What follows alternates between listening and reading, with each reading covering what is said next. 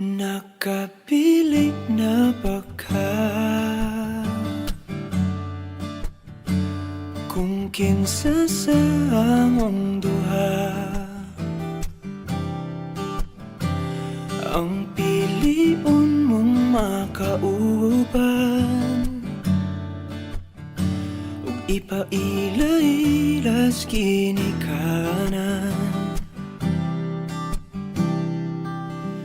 Gihatag ko na ang tanan, ug ihatag ko pa ang tanan.